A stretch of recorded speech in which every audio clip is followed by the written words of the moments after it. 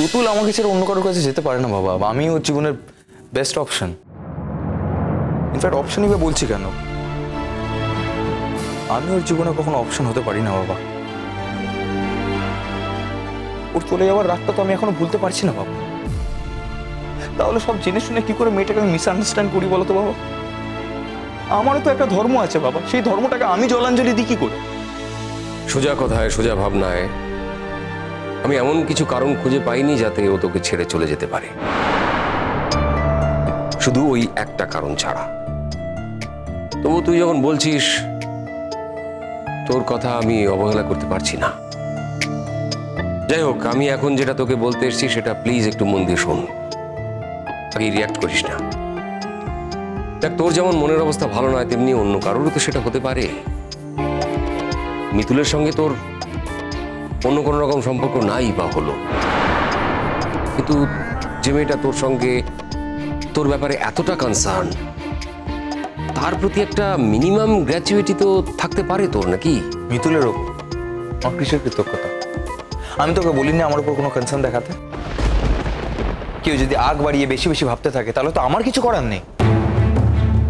আমি তোকে ইনভাইট করিনি। ইনফ্যাক্ট আমি চাই না যে আমাকে এত কেউ কনসার্ন দেখাক। কে কিভাবে কনসার্ন দেখায় সেটা তার ব্যাপার। অন্য কেউ কে কি করবে সেটা তো তুই ডিসাইড করে দিতে পারিস না। আমি শুধু তোকে বলছি, তুই মেয়েটাকে যেভাবে অপমান করে বাড়ি থেকে বার করে দিলি সেটা ঠিক করিসনি। মেয়েটা অত্যন্ত ভালো মেয়ে। এতটা আঘাত কি প্রাপ্য ছিল তোর কাছ থেকে ওর? মন খুলে বল তো ডোডো। আমি তখন হঠাৎই ওই কথাগুলো শুনে রিয়্যাক্ট করে ফেলেছিলাম। আমার তখন মনে হয়েছিল আমি কি একটা পাপেট নাকি, যে আমাকে নিয়ে যা খুশি ভাবতে পারে, যা খুশি করতে পারে। সেটাই যদি তোর মনে হয় তাহলে তার দায় তো আমাদেরও। ও তো আর নিজে থেকে ভাবতে যায়নি কিছু, আমরাই ওকে প্রস্তাবটা দিয়েছিলাম, ও শুধু সেটা মেনে নিয়েছে। সেটাই তোর কাছে এত বড় অপরাধ হয়ে গেল। তোমরা কি চাইছো এখন বলো? কি আর চাইবো? আমরা যা যা চাইবো তাই তাই পাবো, এতটা ভরসা নেই নিজেদের ওপরে। শুধু এইটুকু যদি পারিস তো করিস, মেয়েটাকে একটা সরি অন্তত বলিস। বাবা প্লিজ, তোমরাই আমার হয়ে ওকে সরিটা বলে দাও যে আমি বলেছি। এক্ষুনি যদি আমি সরি বলতে যাই আবার একটা নাটক হবে, আর আমি আমার জীবনে আর নাটক চাইছি না বাবা। I had enough of it.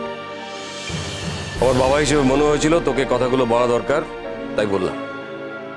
তোর যদি আমার অনুরোধ রাখা সম্ভব না হয়, রাখিস না বাবা। প্লিজ প্লিজ বাবা, রাগ করো না।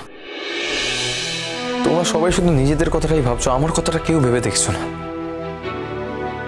আমার জায়গায় দাঁড়িয়ে তোমরা কেউ আমাকে জাজ করছো না। আচ্ছা ডোডো, তুই বলতো, তোর কথা যদি আমরা না ভাবি তাহলে এত চেষ্টা করছি কেন? হাত পা গুটিয়ে বসে থাকতে পারছি না কেন বল? কেন? তোর কথা ভাবছি বলেই তো। হ্যাঁ, আমাদের ভাবনাটা হয়তো তোর ভালো লাগছে না, কিন্তু তাই বলে আমরা তোর কথা ভাবছি না এটা বলিস না। তা না হলে এতগুলো দিন, এতটা সময় তো তোকে দিলাম, আর তুই যা যা চেয়েছিস তাই হয়েছে। তুই ওকে নিয়ে আলাদা থাকতে চেয়েছিস, আলাদা বাড়ি ভাড়া করতে চেয়েছিস, তাই করেছি। তুই দিনের পর দিন বাড়ি আসিসনি, ঠিক মতো খাওয়া দাওয়া করিসনি। তোর মাকে তুই চিনিস? তোকে ছাড়া তার জগৎটা অন্ধকার। সে কত কান্নাকাটি করেছে তুই জানিস?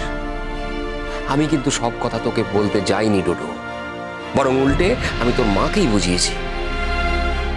কিন্তু সময়েরও তো একটা সীমা থাকে, বল ডোডো, থাকে না বল?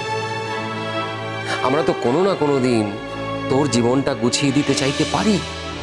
কথা তো হয়ে গেছে। আমি কথা দিচ্ছি আমি আর আমার কথার খেলাপি করবো না।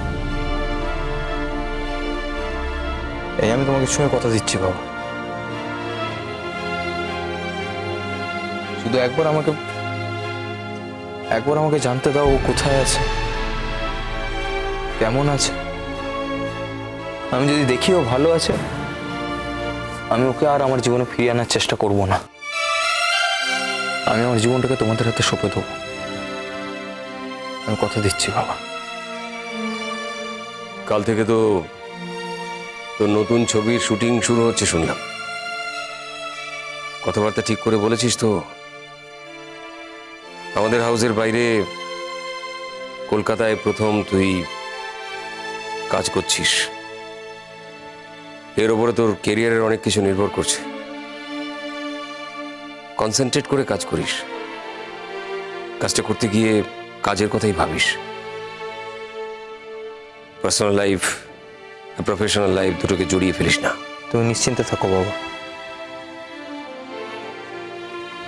আমি তো অনেকদিন কোনো কাজ করি, কিন্তু এখন যখন ডিসাইড করেছি কাজ করব, তখন আমি এমন কোনো কাজ করব না যাতে তোমাদের ফেস লস হয় আর আমারও হয়।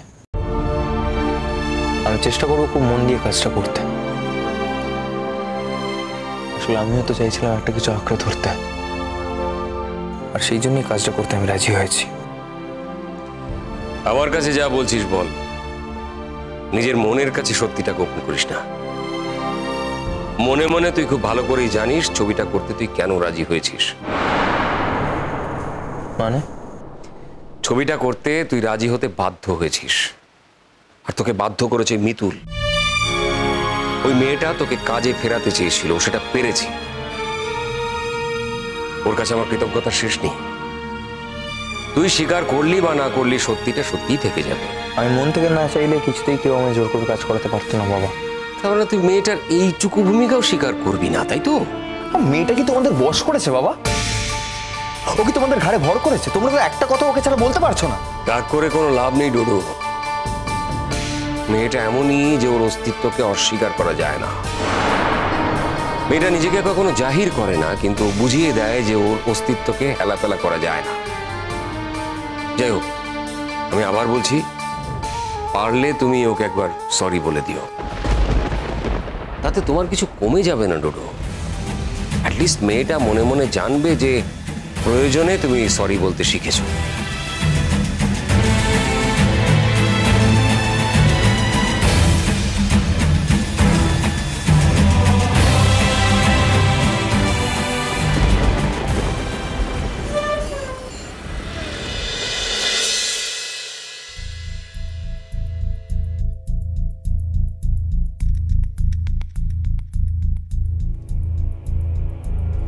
মিতুল,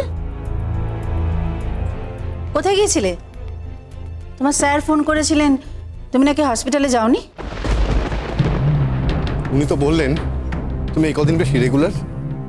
আমার তো আশ্চর্য হচ্ছি, হসপিটালে যাওয়ার নাম করে তুমি কোথায় যাচ্ছ দিনের পর দিন? তোমার ব্যাপারে এরকম কথা কোনোদিন আমাদের শুনতে হবে, এ তো আমরা ভাবতেই পারিনি বাড়ি বিবি। কি হলো, চুপ করে আছো যে? উত্তর দাও, বলো তুমি কোথায় গিয়েছিলে, বলো। শোনো, তুমি না বললেও আমি কিন্তু জানি তুমি কোথায় গিয়েছিলে। আমি কদিন ধরে মনে মনে ভাবছিলাম যে এই বিষয়টা নিয়ে তোমার সঙ্গে আমি একটু আলোচনা করব। ভাবছিলাম, কিন্তু কথাটা আর বলা হয়নি।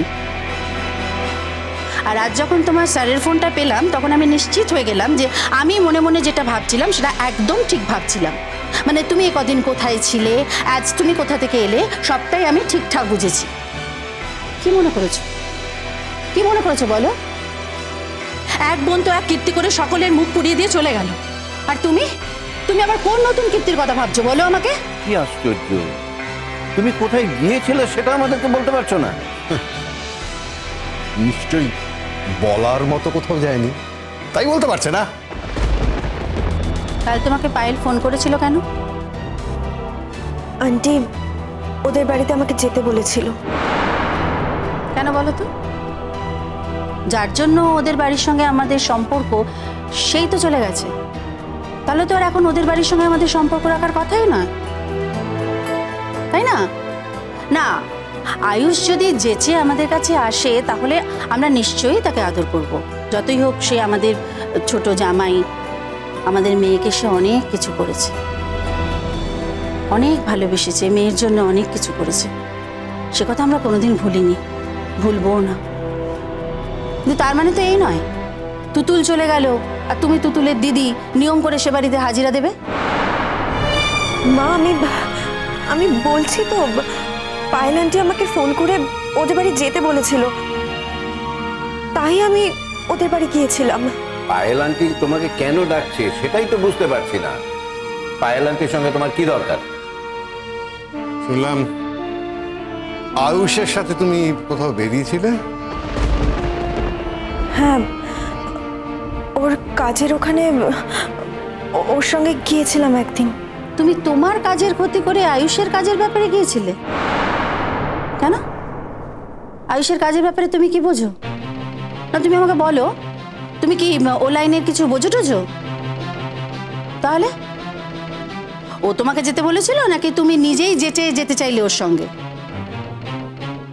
আমি বলেছিলাম আমি ওর সঙ্গে যেতে চাই। কেন বলেছিলে? কেন বলেছিলে তুমি যেতে চাও?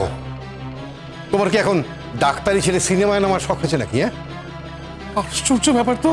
যেদিন তুমি ব্যাগপত্র গুছিয়ে তুতুলদের বাড়ি থাকতে চলে গিয়েছিলে সেদিনই আমার মনে খটকা জেগেছিল। চোখের